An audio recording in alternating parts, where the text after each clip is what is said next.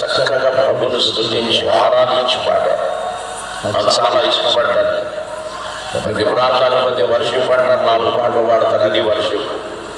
4 పాటలు కాదు, పాడేవాడు దేవుని నామాన్ని స్తుతించి ఆరాధన చేయాలి. ఆయన నామాన్ని